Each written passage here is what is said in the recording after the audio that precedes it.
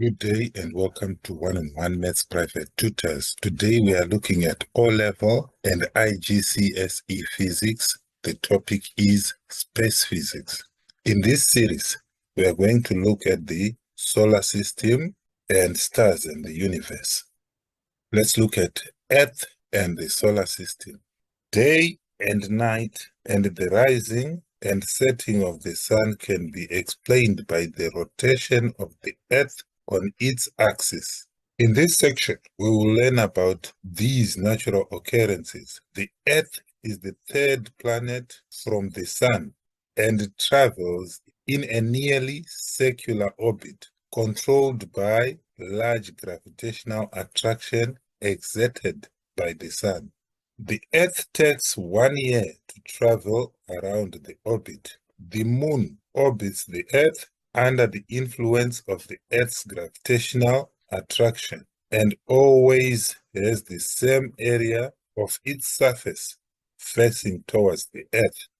The Earth is a planet of the Sun, traveling in a nearly circular orbit around the Sun, and the Moon orbits the Earth as a satellite.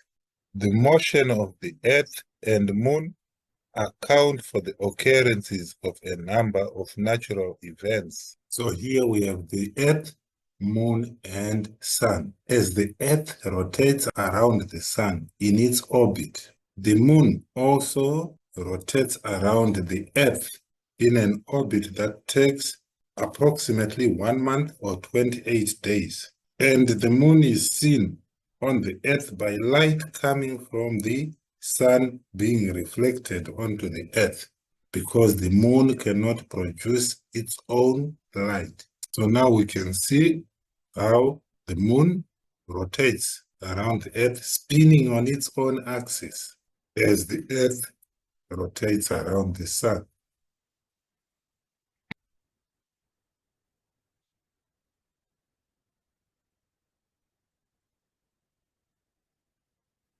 Now we look at motion of the Earth, day and night.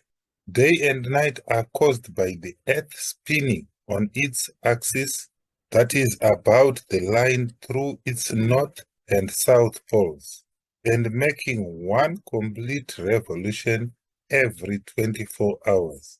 This creates day for the half of the Earth's surface facing the sun, and night for the other half facing away from the sun.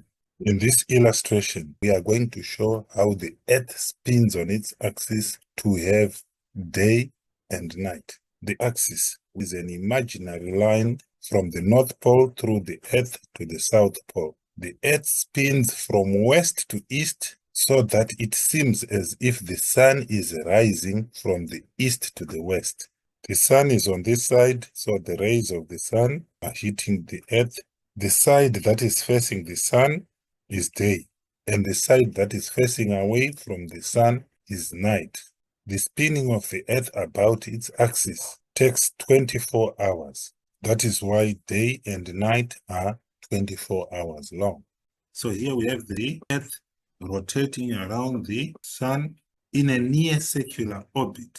To make a complete rotation around the sun takes 365 days or 1 Earth year. So there we have our Earth going around the sun. And the face that is facing the sun is in daytime. The face that is facing away from the sun is in nighttime. So here we have day, and at the back there we have night. And the Earth is spinning on its axis. This is the axis, and it's rotating around the sun in a near circular orbit. There is the Earth orbiting the sun and spinning on its axis. The rising and setting of the sun. The Earth's rotation on its axis causes the sun to have an apparent daily journey from east to west. It rises exactly in the east and sets exactly in the west, only at the 2 equinoxes, 21 March and 23 September. In the northern hemisphere, in summer, it rises north of east and sets north of west. In winter, it rises and sets south of these points. So in summer, in the northern hemisphere, the sun rises north of east, which is northeast, and sets north of west, which is that side. In winter, it rises south of east and sets south of west. So it travels this path. Each day, the sun is highest above the horizon at noon and directly due south in the northern hemisphere. This height itself is greatest and the daylight hours longest about 21 June. After that, the sun's height slowly decreases, and near 21 December, it is lowest, and the number of daylight hours is smallest. So for the northern hemisphere, we can say summer has long days, winter has short days or daylight hours. So at the height of summer, the sun rises higher. At the height of winter, the sun rises lower. This affects the daylight hours. Orbit of the Earth. The Earth orbits the Sun once in approximately 365 days, that is, in 1 year. The path of the Earth around the Sun is not quite circular, but takes the form of an ellipse with the Sun at one focus. The diagram here shows the Earth in 4 different positions in its orbit. Note that the Earth's axis is tilted at 23.5 degrees to the plane of its path around the Sun. The diagram shows the Earth in 4 different positions in its orbit, showing the seasons. Note that the Earth's axis is tilted at 23.5 degrees to the plane of its path around the Sun. So the plane around the Sun is this. So the angle we are talking about between the Earth's axis and the plane is this angle, which is 23.5 degrees. So we can see that the northern hemisphere and the southern hemisphere is there. 21 June, that is the height of winter in the southern hemisphere and the summer in the northern hemisphere. The tilt allows more sun to directly hit the northern hemisphere, and the sun comes at an angle in the southern hemisphere. That's why winters are cooler than summers. Now, A and B, day and night are of equal length only when the Earth is at points A and B. These are the equinoxes, where the sun is hitting directly above the equator. So the northern hemisphere and the southern hemisphere in this instance have equal sunlight. So if this is autumn in the northern hemisphere, it's spring in the southern hemisphere. At this point, the Earth is tilted in that direction. So our 23-degree angle is this angle here.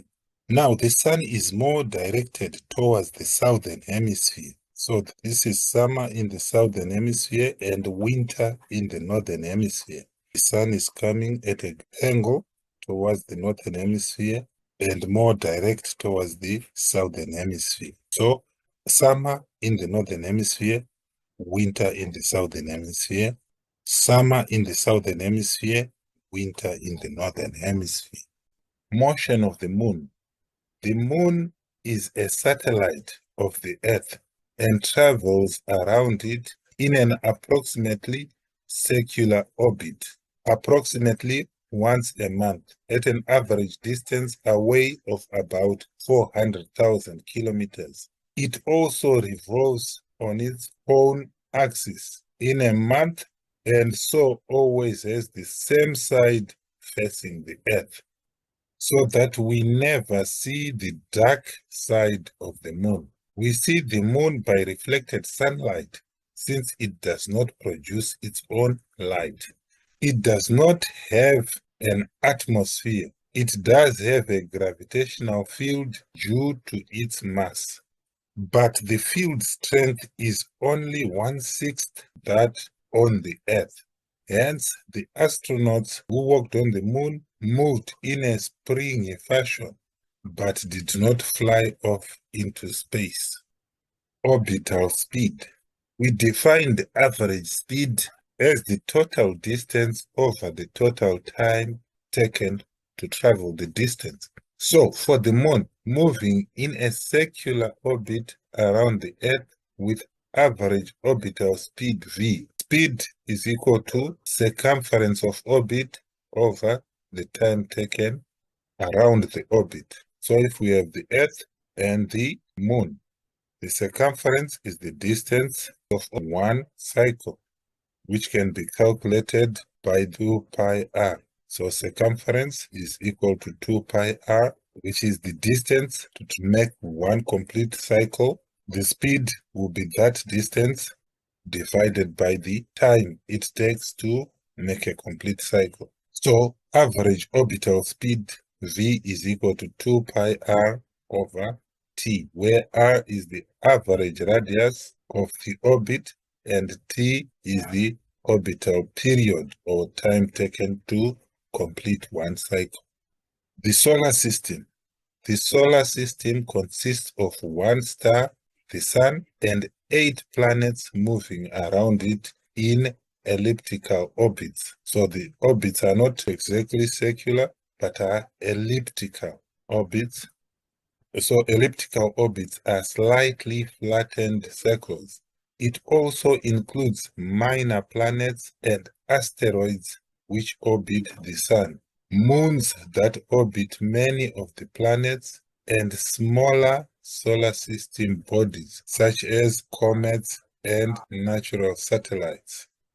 The 4 inner planets, Mercury, Venus, Earth, and Mars, are all small, of similar size, solid, and rocky, with a layered structure and have a high density. The 4 outer planets, Jupiter, Saturn, Uranus, and Neptune, are much larger, colder, and consist mainly of gases. Their density is low. These outer planets have many moons and other natural satellites in the form of rings and icy materials. Most of the dwarf planets, the best known of which is Pluto, orbits the Sun at average distances greater than Neptune. These are trans-Neptunian objects, or TNOs, and together with their satellites, whose number is over 2,000, they are generally of low density and are thought to be composed of a mixture of rock and ice. So there it is, the solar system with the Sun at the center, Mercury, Venus, Earth, Mars, surrounded by an asteroid belt, then the larger planets Jupiter, Saturn, Uranus, and Neptune, then a dwarf or a small planet Pluto right at the end.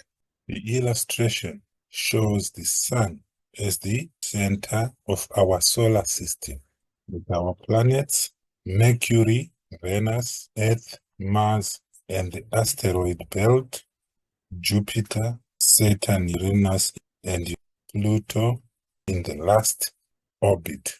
99% of the mass of the solar system is in the Sun. That's why all of these planets, asteroids, comets, and meteors revolve around the Sun.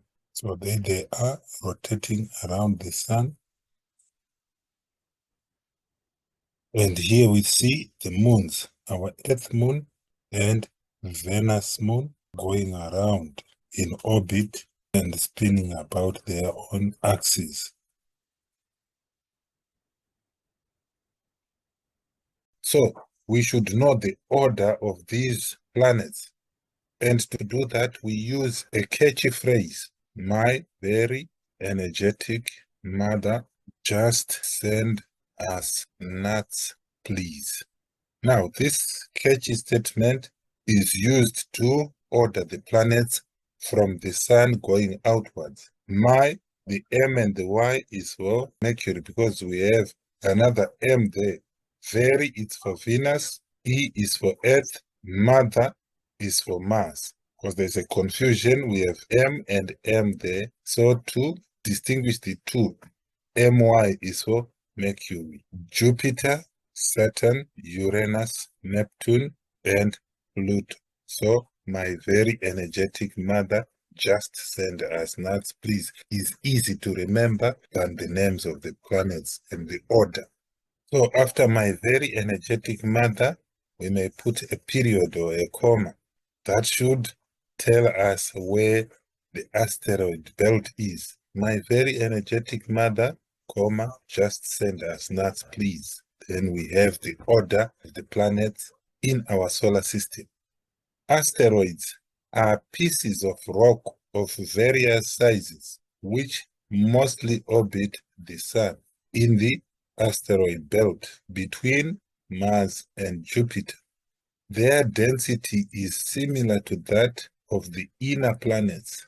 If they enter the Earth's atmosphere, they burn up and fall to Earth as meteors or shooting stars. The largest asteroid, Ceres, is classed as a dwarf planet. Asteroids are presently classified as minor planets, which are defined as any object that orbits a star that does not have a large enough mass for gravitational attraction to have pulled it into a spherical shape. Large asteroids, such as Ceres, are classified as dwarf planets if they have enough mass and a gravitational field strength high enough to have formed a spherical shape, but not enough to attract and clear the area around them of smaller objects. Comets consist of dust embedded in ice made from water and methane and are sometimes called dirty snowballs. Their density is similar to the outer planets, and they orbit the Sun in highly elliptical orbits and are much closer to it at some times than others. So this is the elliptical orbit of comets. At sometimes they are further away from the Sun, at sometimes they are very close to the Sun. They return to the inner solar system at regular intervals, but in many cases, these intervals are so long, owing to the journeys far beyond Pluto, that they cannot be predicted. On approaching the Sun, the dust and gas are blown backwards by radiation pressure from the Sun, and the comet develops a bright head and long tail pointing away from the Sun. One of the most famous is Halley's Comet, shown here in this diagram, which visits the inner solar system about every 76 years. The last occasion being 1986. The Sun is a star and produces its own light. The planets and our moon are seen from the Earth by reflected solar light. More than 99% of the total mass of the solar system is concentrated in the Sun itself, so it exerts a very high gravitational attraction that keeps objects such as planets orbiting around it in circular motion. Now we move to the gravitational field strength of a planet. Newton proposed that all objects in the universe having mass attract each other with a force called gravity. The greater the mass of each object and the smaller their distance apart, the greater is the force. Halving the distance quadruples the force. So if a distance of x between two bodies, their force of attraction is F. If we halve the distance to x over 2, the force of attraction will be 4F. For a planet, the gravitational field strength at its surface depends on its mass and is nearly uniform across its surface. The strength of the gravitational field decreases as the distance from the planet increases. Travel times. The planets and their moons are visible from the Earth only because they reflect light from the sun. The outer regions of the solar system are over 5,000 million kilometers, or 5 times 10 to the power 12 meters from the sun, and even light takes time to travel to such distant places. Let's look at this worked example. Calculate the time for light from the sun to reach the Earth. From the equation, speed is equal to distance over time. Time is equal to distance over speed if we make time the subject of the formula. If we take the distance of the Earth from the sun to be 1.5 times 10 to the power 11 meters, then we'll say 1.5 times 10 to the power 11 as our distance, and the speed of light is 3 times 10 to the power 8. Electromagnetic waves travel at 3 times 10 to the power 8 meters per second. So the time it takes is 1.5 times 10 to the power 11 over 3 times 10 to the power 8, which will give us 500 seconds. Now, if we divide this by 60, we get 8.3 minutes. To convert 0.3 minutes to seconds, we multiply by 60. Say 0.3 times 60 is equal to 18. So it will take about 8 minutes, 18 seconds for light to travel from the sun to the Earth. These are typical questions you will find in exam situations. Now we look at facts and figures about the sun, Earth, moon, and planets listed in the table below. Times are given in Earth hours, days, or years. And we look at factors that affect conditions on the surface of planets, some environmental problems that a visit or attempted colonization would encounter. So we can see things like temperature, surface gravity, or gravitational field strength are usually considered as inhibiting factors for colonization of planets. Mercury, the surface temperature is 350 degrees. Contrasting that with the Earth's temperature of around 20 degrees, this is too high. Venus also has a high temperature of 460 degrees. Mars has a temperature of minus 23 degrees. This is extremely cold. Further, planets have very low temperatures. Another thing that will affect us instantly as humans is gravitational field strength. For planets like Jupiter, a gravitational field strength of 23.1 newtons per kg is prohibitive. So our gravitational field strength is 9.8. So it can be seen from the table that a planet's year increases with distance from the sun. Mars has 687 days, Jupiter is 11 years, Saturn has 29 years, Neptune has 165 years.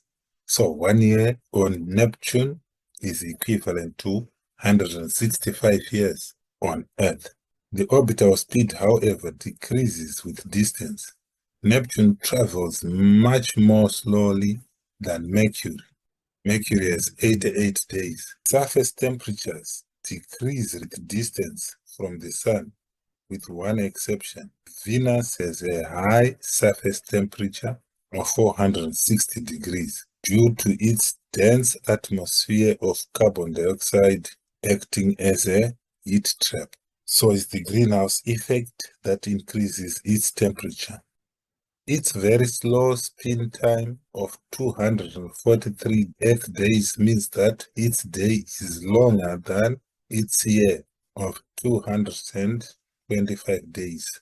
Mercury also has a slow spin time of 58.5 days, has practically no atmosphere, and so while its noon temperature is 350 degrees Celsius, at night it falls to minus 170 degrees Celsius. Mars is the Earth's nearest neighbor. It is colder than the Earth.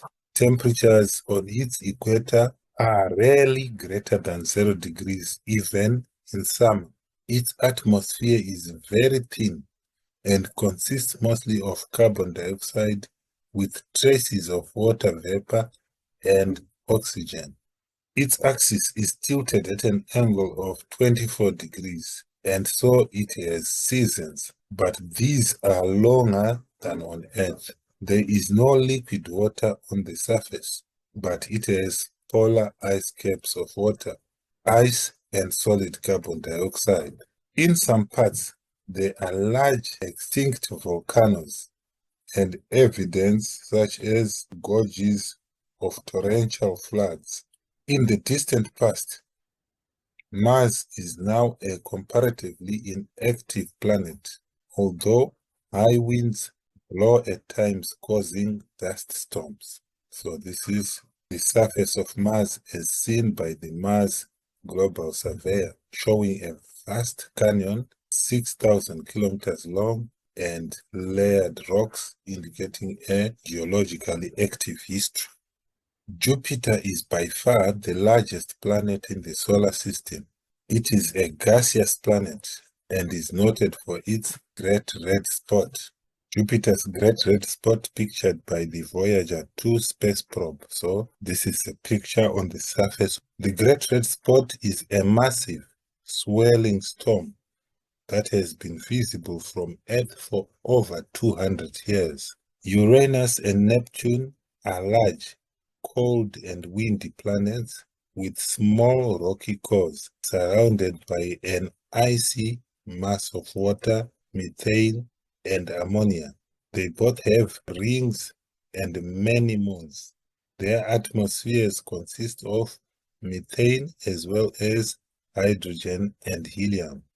The four outer gas giants are able to retain these lighter gases in their atmospheres, unlike Earth, because of the greater gravitational attraction their large masses exert. The dwarf planet Pluto is smaller than our moon and has an atmosphere of frozen methane and nitrogen. It has 5 moons, the largest of which is Charon. Gravity and planetary motion. In circular motion, we saw that to keep a body moving in a circular path requires a centripetal force acting towards the center of the circle. In the case of planets, dwarf planets and asteroids orbiting the Sun in near circular paths, it is the force of gravity between the Sun and the object that provides the necessary centripetal force. More than 99% of the total mass of the solar system is concentrated in the Sun itself, so it exerts a very high gravitational attraction. The strength of the Sun's gravitational field decreases with distance, so the further the planet is away from the Sun, the weaker the centripetal force. This results in a lower orbital speed and longer orbital periods. The Moon is kept in a circular orbit around the Earth by force of gravity between it and the Earth. Let's look at these questions. The Moon orbits the Earth once every 28 days. So we have our Earth and our Moon orbiting, making a complete circle once every 28 days. So the time is 28 days. The radius is 384,400 kilometers. So the radius is 384,400 kilometers. calculate its orbital speed in meters per second. So we have to change 28 days into seconds and 384,400 kilometers into meters. 28 days is equal to 28 days times 24 hours times 60 minutes times 60 seconds. So we have 28 times 24 times 60 times 60 seconds, which will give us 2,419,200 seconds. 384,400 kilometers is equal to 384,400 times 1,000, which should give us 384,400,000 meters radius. Now speed v is equal to 2 pi r over t, which is the time period we have there, which is 2 pi times 384,400,000 over 2,419,200. So we say 2 pi times 384,400,000 over 2,419,200, which will give us 998, which is approximately 1,000. So it's equal to 1,000 meters per second. A monitoring satellite orbits the Earth at a speed of 7.6 kilometers per second at a height of 600 kilometers above the Earth's surface. If the radius of the Earth is 6,400 kilometers, calculate the orbital period in hours. So we have the Earth radius is 6,400 kilometers, and from the surface to the satellite 600 kilometers, and this satellite orbits the Earth at a speed equal to 7.6 kilometers per second. So the radius from the center of the Earth to the satellite, 6,400 plus 600, which gives us 7,000. We know the speed is equal to 2 pi r over t. We want to find the period. T is equal to 2 pi r over v, which is equal to 2 pi times our radius is 7,000 over our speed, which is 7.6. 2 pi times 7,000 over 7.6, which should give us 5,787 seconds. We want the period in hours. To convert from seconds to hours, we divide by 3,600. So you divide by 3,600, which should give us 1.6 hours. So we want the answer in hours, so it will be 1.6 hours. Let's move to the next question. Planetary data. What is the relationship between mass of the planet and gravitational field strength? So we are looking at this column's relationship with that column. Mercury has a mass of 0.3 and a gravitational field strength of 3.7. Venus 4.8 in mass, 8.8. Earth 5.9, field strength 9.8. Mars 0.6, 3.7. We can see Mars has more mass than Mercury, but they have the same gravitational field strength. That's an anomaly. Jupiter, mass of 1,898 times 10 to the 24. Gravitational field strength is 24. Saturn, 568 mass. Gravitational field strength is 10.5. Uranus, 86.8. Gravitational field strength 9. Neptune, 102. Gravitational field strength 11.7. Neptune has a smaller mass than Saturn, but has a higher gravitational field strength. So there is no relationship between mass and field strength. Although we would expect as mass increases, so does gravitational field strength, but in some instances it's not showing. What is the relationship between the orbital period and the distance from the Sun? So we are looking at distance from the Sun and orbital period. Mercury has orbital period of 88 days and distance is 57.9. Venus 224, 108. So there is an increase. 365 for the Earth, 149 for the distance. 687 for Mars, 227 for the distance. Jupiter has orbital period of 4,331 days and the distance is higher. Saturn has an orbital period of 10,747 days and the distance from the Sun is 1,433. Uranus has orbital period of 30,587 days and the distance is 2,872.5. Neptune has an orbital period of 59,800 and the distance from the Sun is 4,495. So we can see as the orbital period is increasing, the distance from the Sun is increasing.